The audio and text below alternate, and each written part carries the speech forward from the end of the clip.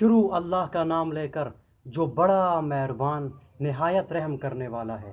اور یہودیوں نے کہا کہ اللہ تعالیٰ کے ہاتھ باندھے ہوئے ہیں، انہی کے ہاتھ بندھے ہوئے ہیں، اور ان کے اس قول کی وجہ سے ان پر لعنت کی گئی، بلکہ اللہ تعالیٰ کے دونوں ہاتھ کھلے ہوئے ہیں، جس طرح چاہتا ہے خرچ کرتا ہے، اور جو کچھ تیری طرف تیرے رب کی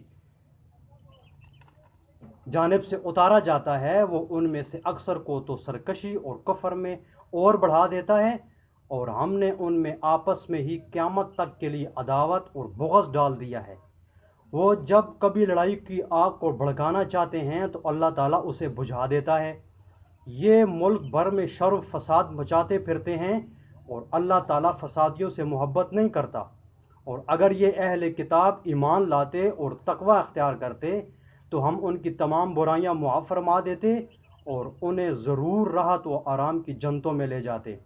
اور اگر یہ لوگ تورات و انجیل اور ان کی جانب جو کچھ اللہ کی طرف سے نازل فرمایا گیا ہے ان کے پورے پابند رہتے تو یہ لوگ اپنے اوپر سے اور اپنے نیچے سے روزیاں پاتے اور کھاتے۔ ایک جماعت تو ان میں سے درمیانہ روش کی ہے، باقی ان میں سے بہت سے لوگوں کے برے اعمال ہیں۔ اے رسول، جو کچھ بھی آپ کی طرف آپ کے رب کی جانب سے نازل کیا گیا ہے پہنچا دیجئے۔ اگر آپ نے ایسا نہ کیا تو آپ نے اللہ کی رسالت ادا نہیں کی، اور آپ کو اللہ تعالیٰ لوگوں سے بچا لے گا۔ بے شک اللہ تعالیٰ کافر لوگوں کو ہدایت نہیں دیتا۔ آپ کہہ دیجئے کہ اے اہل کتاب، تم دراصل کسی چیز پر نہیں جب تک کہ تورات اور انجیل اور جو کچھ تمہاری طرف تمہارے رب کی طرف سے اتارا گیا ہے قائم نہ کرو۔ جو کچھ آپ کی جانب آپ کے رب کی طرف سے اترا ہے وہ ان میں سے بہتوں کو شرارت اور انکار میں اور بھی بڑھائے گا۔ یہی تو آپ ان کافروں پر غمگین نہ ہوں۔ مسلمان، یہودی، ستارہ پرست اور نصرانی کوئی ہو، جو بھی اللہ تعالیٰ پر اور قیامت کے دن پر ایمان لائے اور نیک عمل کرے وہ محض بے خوف رہے گا اور بالکل بے غم ہو جائے گا۔ ہم نے بالیقین بنو اسرائیل سے عہد و پیمان لیا اور ان کی طرف رسولوں کو بھیجا۔ جب کبھی رسول ان کے پاس وہ احکام لے کر آئے جو ان کی اپنی منشا کے خلاف تھے تو انہوں نے ان کی ایک جماعت کی تکذیب کی اور ایک جماعت کو قتل کر دیا، اور سمجھے بیٹھے کہ کوئی پکڑ نہ ہوگی، پس اندھے بہرے بن بیٹھے۔ پھر اللہ تعالیٰ نے ان کی توبہ قبول کی، اس کے بعد بھی ان میں سے اکثر اندھے بہرے ہو گئے۔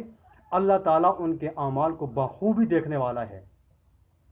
بے شک وہ لوگ کافر ہو گئے جن کا قول ہے کہ مسیح ابن مریم ہی اللہ ہے، حالانکہ خود مسیح نے ان سے کہا تھا کہ اے بنی اسرائیل، اللہ ہی کی عبادت کرو جو میرا اور تمہارا سب کا رب ہے۔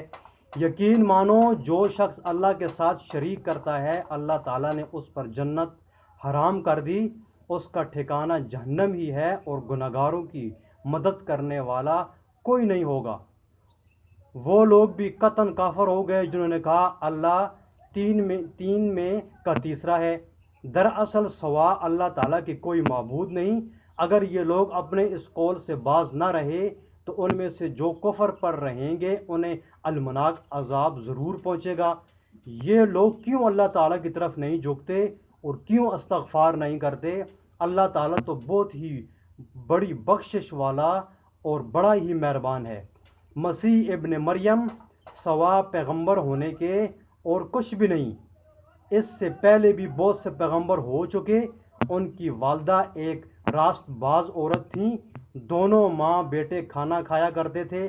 آپ دیکھیے کہ کس طرح ہم ان کے سامنے دلیلیں رکھتے ہیں، پھر غور کیجئے کہ کس طرح وہ بھرے پھرتے ہیں۔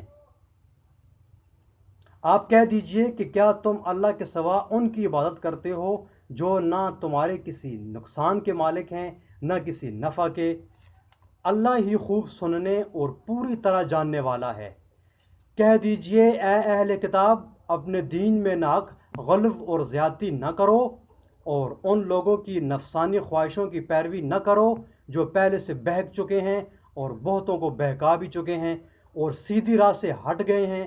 بنی اسرائیل کے کافروں پر حضرت داؤد علیہ السلام اور حضرت عیسیٰ علیہ السلام کی زبانی لعنت کی گئی۔